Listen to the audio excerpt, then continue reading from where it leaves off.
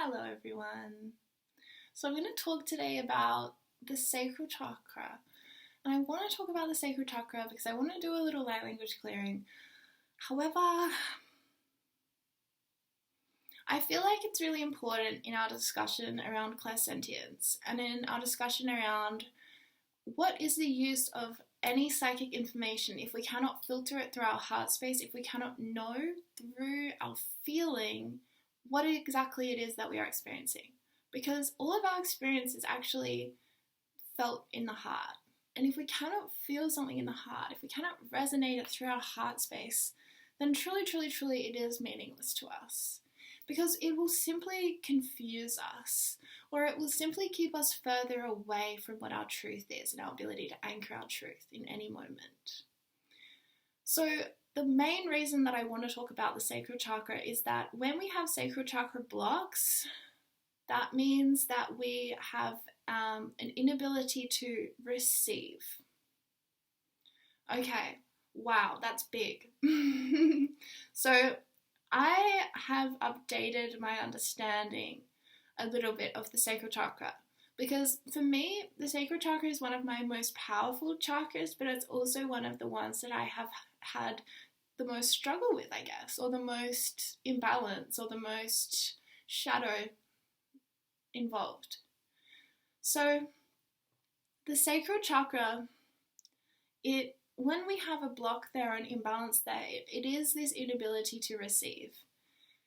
And so really that comes about through this sense of shame. So shame can come about through a lot of different ways.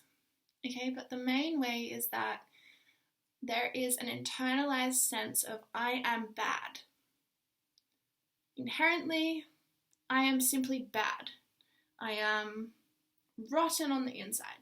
Okay, so why does this happen? Why do we think that about ourselves? Well, because two reasons, in my opinion. The first reason is that we are not given a very clear understanding between the difference between guilt and shame. So sometimes parents do this as well. They shame their children when actually they're trying to guilt them. Not that either one's the best, but whatever. So what does shaming look like? Well, it looks like, oh, you did this bad thing, like say a child hits their sister or their brother, and then the parent says that you're bad for doing that. Bad girl, bad boy. Instead of saying, actually, that behaviour of hitting is bad, and we don't do that. There's no discernment between behaviour and being. So behaviour and being are enmeshed. Oh, I did this bad thing, therefore I am bad. Guilt is I did this bad thing and I feel bad about it. I feel bad that I did this bad thing. Shame is I did this bad thing and I am bad. I am bad because I did that. Now, the other way that shame comes up is actually not through doing the bad thing, but having a bad thing happen to you. And we know, as children, we don't have the skills to discern between a really traumatic event, and we don't have the skills to then say, oh, I didn't deserve that, or, whatever. In fact, usually what happens is that we internalize it as being our fault. We take on responsibility for it.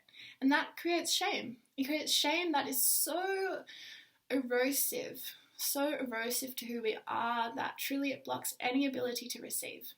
So that makes sense in that, for those who've experienced a very violating act, it makes sense that we shut ourselves off from receiving.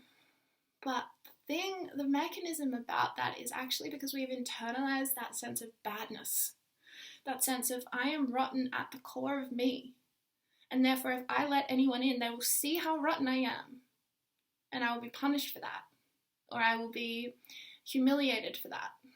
So it's a very, very protective emotion in a way, but it's really interesting because shame, this is the work of Brene Brown, by the way, if you guys want more information about shame, but shame sharing shame either allows it to be completely disintegrated or it breeds more of it. So I'm pretty sure we've all had an experience in our life where we've shared a shame. We've shared a shame story and we've been shamed for it, right? I'm pretty sure we've all had this experience by now. Or maybe you've been on the side of shaming someone for that because you didn't know how to handle it. Because that's how you would have been dealt with. You know, you would have just been shamed for that thing. So you just shamed the person because of the thing. Look, we've all probably done it to some extent. But this is why it's such a powerful emotion, because it can either be disintegrated, like I said, or it can be amplified, it can be fueled, it can spread, it can get bigger. So this is the other reason why I think shame is so erosive and pervasive, because it's not something we want to share. Shame is not a story of like, oh, if I could just tell this truth, then I would feel better. Shame is like, to speak shame is so painful. It's like all of these thorns coming out of you and every pore of you at once. It's prickly, it's painful, it's uncomfortable, and it's, you know. But it's important. And why is it important? Because we cannot receive until we have cleared our shame blocks, until we have cleared our sacral chakra blocks, until we have let go of the internalized shame that is toxically poisoning us inside, basically. So, shame, shame, shame, shame, shame. Shame, shame, shame, shame, shame. I have something else to say. Where did it go?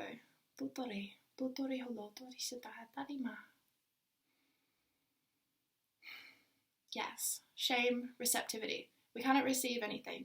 And why is this important? Because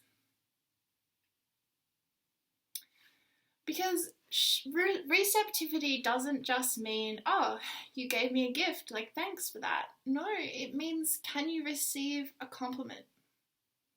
Can you receive pleasure? Can you receive enjoyment? Can you receive things being fun? Can you receive money?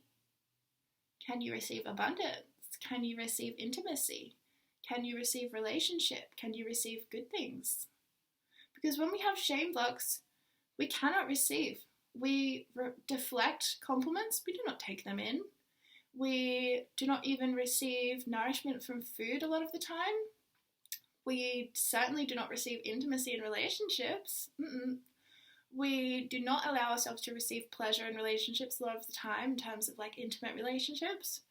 There is an inability to allow ourselves to just enjoy life in any way. Enjoying food, enjoying wine, enjoying good company, enjoying dancing, enjoying our own bodies, enjoying other people's bodies.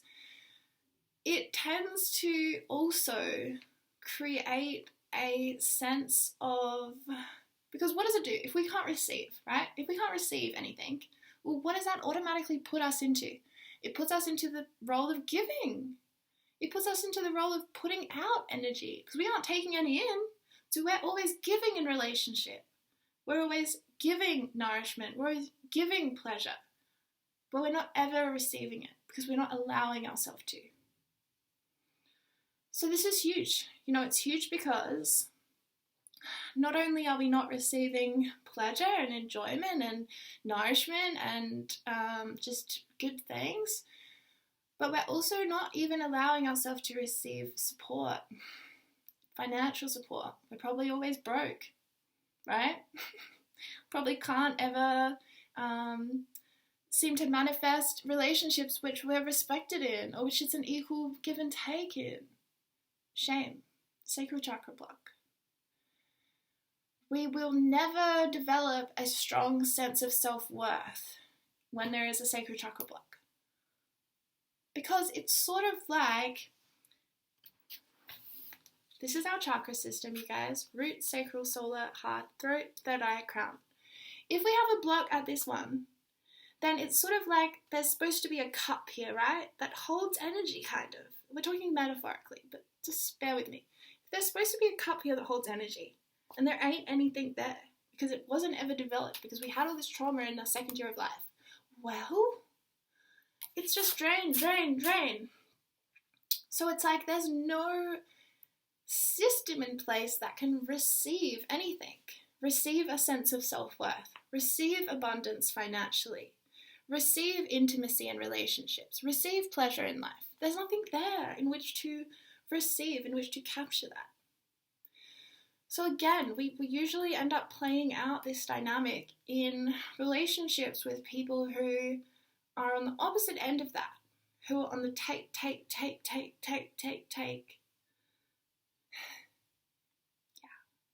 Now, that doesn't mean that they have a balanced sacral chakra, but it doesn't really mean that they have one that's it's either the other end of the spectrum manifestation to what you're going through, or it's another imbalance that you're playing out together.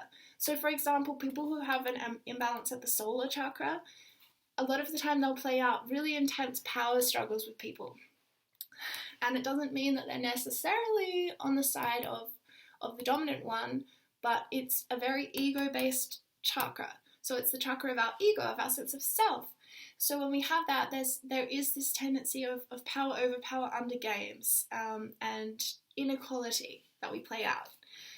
So all of these lower chakras, I believe, are really key to our experience of life on earth. I believe that a block at each one of these is really going to be impacting you on a day-to-day level. And I have a video on my Patreon that I've just put up that has a description of all of these and how we work through it. But this is what I wanted to bring to your attention today, because if we cannot receive at our sacral chakra, we cannot receive information from spirit, right? We can't receive information from spirit if we can't even receive a compliment from our friend. So this is why we've got to work in a way that is very organic with ourselves. You know, we can't move beyond where we already are. We need to settle into where we are and recognize what is really going on here. What am I really being shown in the way that I'm living life? How am I actually creating this? How am I actually creating this?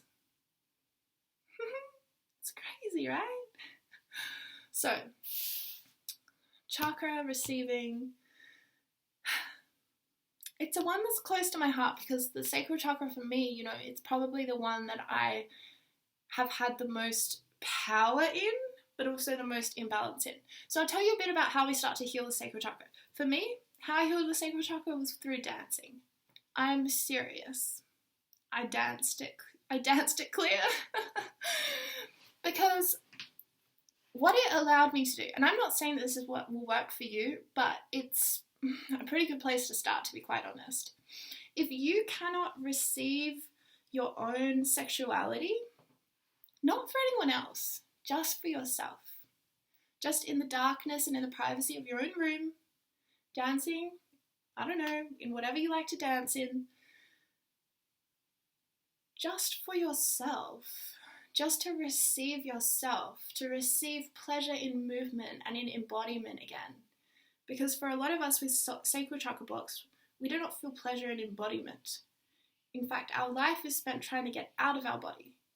Our life is spent trying to not live in experience, to not live in feeling, to live basically disassociated from ourself. So that is why it is such a radical act of empowerment to dance. Not for anyone else. I'm not talking about doing it for people, because that's still giving, right? Just for you. Just for you. For your enjoyment. For your pleasure. For your ability to receive yourself again. And we can start with self, you know. We start with self in terms of receptivity. We start to learn how to receive goodness from ourselves so that we can trust ourselves, so that we can begin to trust others again.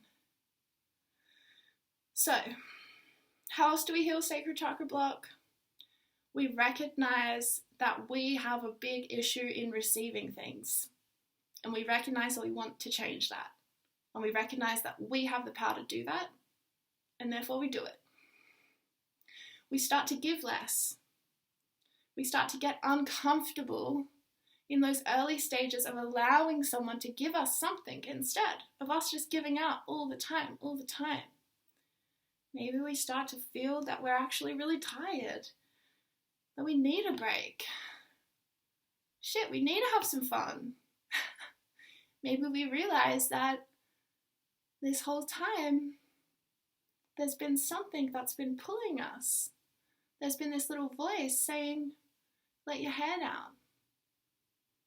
Why don't you go put your bare feet on the earth and just start to sway your hips a bit? Start to realize that life is for you. Life is for you. Life is for you. Life is for you. Life is for you. It's for you, honey. Start to claim that. Start to claim power in that. Claim power in pleasure. Alright, that's enough. That's all I'm going to say, and I'm going to do a little light language channel now. That's just going to start to bring a bit of clearing energy to sacral chakra blocks, because there are a lot of them out there, you guys. I know. And there's a lot of shame. I know. Okay, I'm going to have a little sip.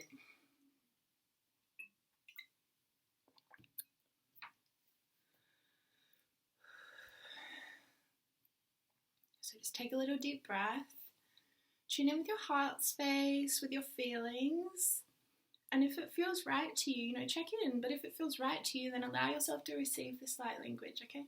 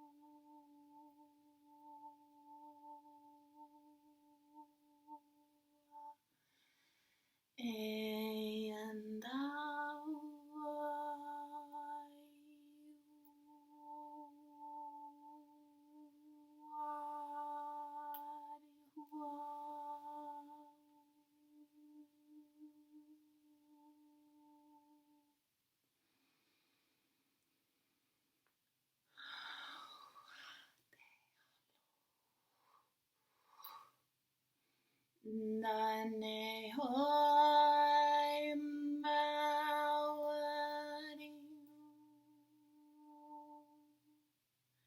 Dari un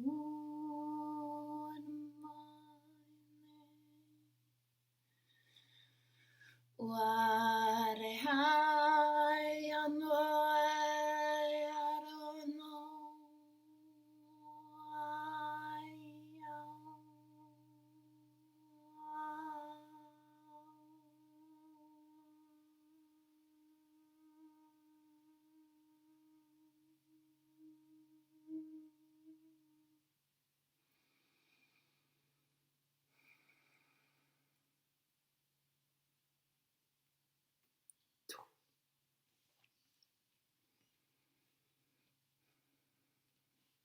just a little bit.